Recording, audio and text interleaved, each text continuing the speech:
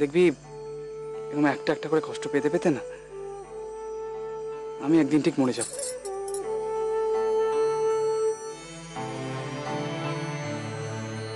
এই হার, এই কঙ্কন, এই সবকিছু আমার শাশুড়ি আমার আশীর্বাদে দিয়েছেন। দেখো, তুমি চাও না আমি সুখী হই? তোমার ভালো লাগবে না?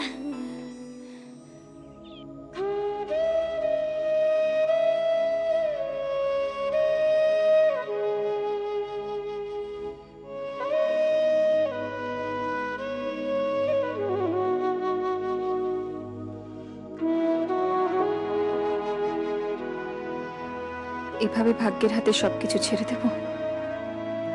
একবার, আর একবার চেষ্টা করে দেখবো না? না, শেষবারের মতো আমায় একবার চেষ্টা করতেই হবে। তুমি তুমি এভাবে আমাকে ফিরিয়ে দিতে পারো না দেবদা, এভাবে আমাকে ফিরিয়ে দিতে পারো না। চল তোকে বাড়ি পৌঁছে দিয়ে আসি। বাড়ি? আজ যে তোর বিয়ে।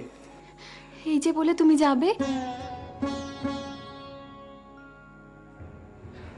সেটা তো তোর ইচ্ছেটা তোকে কবিতা করে শোনালাম।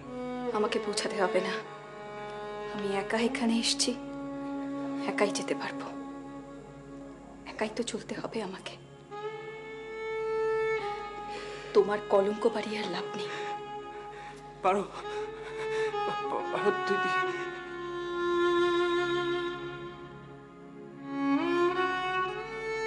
আর না হয় ভালো নাই বাসলে, যেটুকু বেসেছ সেটাই বা কম কোথায়।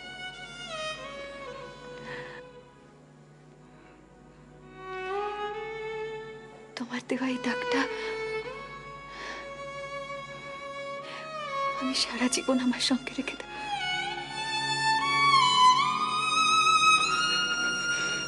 আসছি, খুব ভালো দেখো।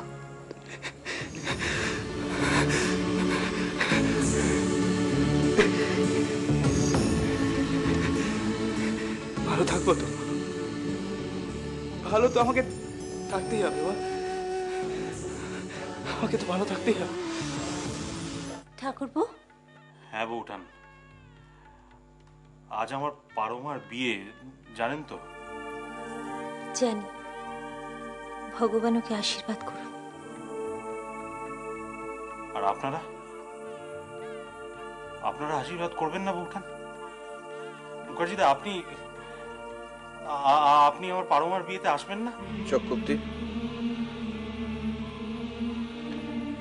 মেয়ের লগ্ন কটায়? 8টায়। বেশ, আমি যাব। বাঁচালেন মুখার্জিদা, আপনি না এলে যে আমি পারোকে সম্প্রদানই করতে পারবো না। তাড়াতাড়ি আসবেন কিন্তু বউঠান, সবাইকে নিয়ে আসবেন তো? সবার কথা আমি বলতে পারছি না ঠাকুর, তবে আমি ওনার সঙ্গে যাব।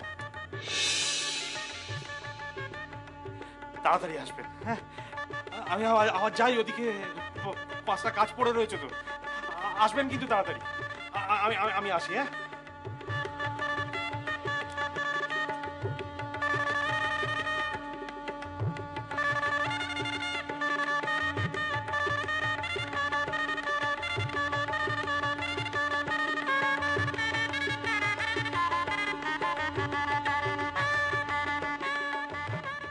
বাবা কিন্তু এটা ঠিক করলো না মা। এই নীলকণ্ঠ কাকাই এখানে এসে দাঁড়িয়ে বলে গেছিল যে পারোর বিয়ে দেবে। আজকে ও ডাকছে শুধু তোমাদের এগুলো দেখানোর জন্য। ছি তেজো,